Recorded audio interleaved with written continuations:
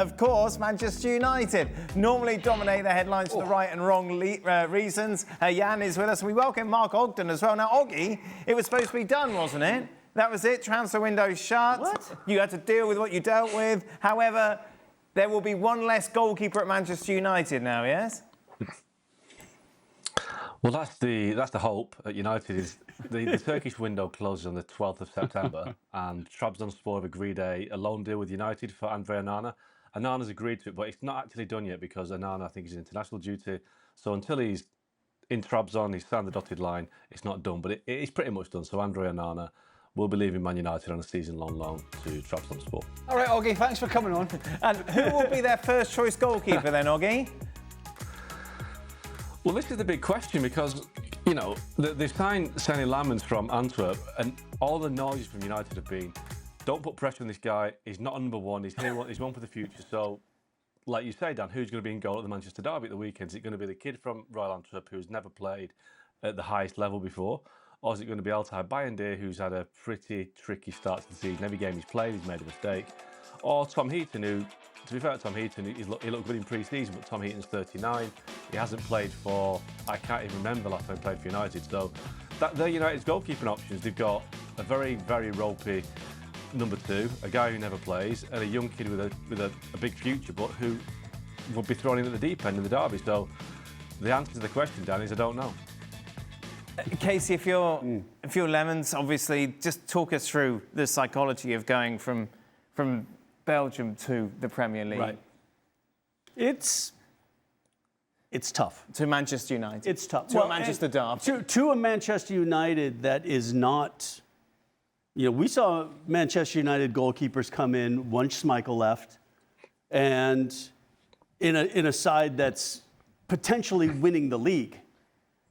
Now a side that finished in the bottom half of the table who haven't necessarily looked like they're going to be that much better. So you're going into a team that has an expectation that I need you to make saves. I need you to help us get better. Now, personally, I think if you're anybody with confidence, and as a professional athlete, you should be borderlining on arrogance, not just confidence. You're thinking, oh, give me this chance.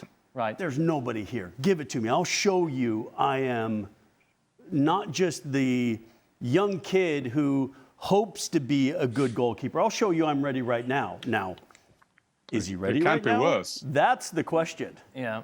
You know, how do you bring it? What kind of strategy? Like, if you're bringing in one for the future, you have to have the one for now. You have to have a Schmeichel or a Barthez or whoever it is that's been playing in goal for Man United, and then you sort of build them in slowly. How can you bring a keeper in for the future when your current number one is a disaster? All right, it might be a decent shot stopper and all that, but guess what? People put crosses into the box. People put long throw-ins into the box. People put corner kicks under the crossbar. That ain't going away. That ain't going away. But Craig, he's a disaster with that. That's not important in goalkeeping anymore. All you have to do is be able to play out of the back. Oh, I see. You don't have to make a save. You don't have to catch a cross. You just have to pass a ball to your outside back and maybe take a good goal kick. That's all that matters. Casey, I think that trend will change now. There will Donnarumma coming in. Pep Guardiola will now have a goalkeeper that is better with his hand than with his legs. I mean, that is the first time in the history of goalkeeping in the last 5-6 years.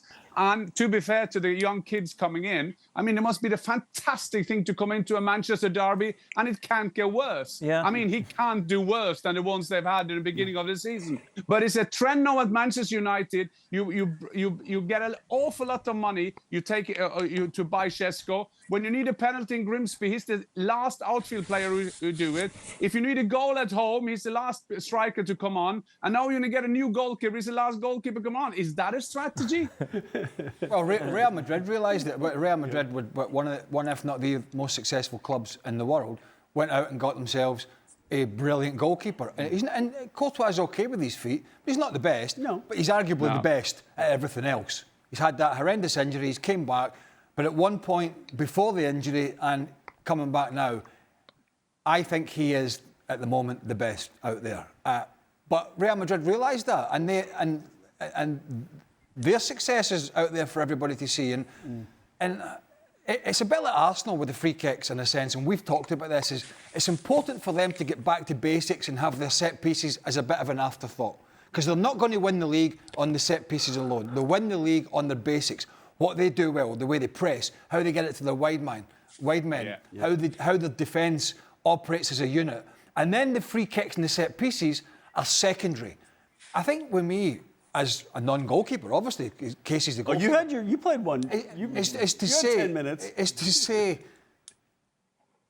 I'd rather have a goalkeeper who was slightly less comfortable with the ball at his feet, but was going to make me X amount of points with these great saves or dealing with situations in the box and marshalling a back four. You know, really communicating with a back four. It just seems that we've got away with this crazy playing the ball across the 6-yard box. Now, if you have, I think the key to any coach is to take your players' strengths and their players' weakness and play to those. Now, if I have a goalkeeper that is the best player on the pitch with his feet, okay, then he can play that particular way. If I have a striker who's a big guy, holds the ball up, oh, no, I need you to play like Messi. I can't play like Messi. That's not who I am. Well, then why are you asking your goalkeeper to play a particular way when that's not his strength? Because you're also special. You're also special. Yes, I got to do both, you can't Jan. even compete. Yeah, you can't.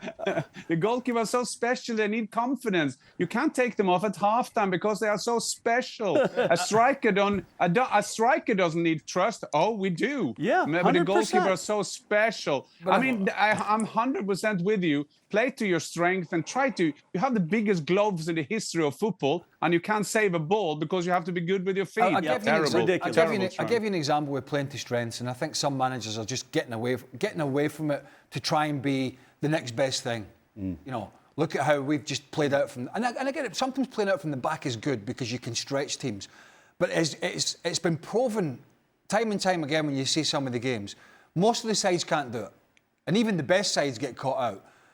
I'll give you one example of playing to strengths in the Premier League who probably do it better than anybody else with a smaller budget and squad than most, is Oliver Glasner in Crystal Palace. Right? They've had great success doing what they do to their strengths, both in the Premier League last year, the FA Cup and the Community Shield.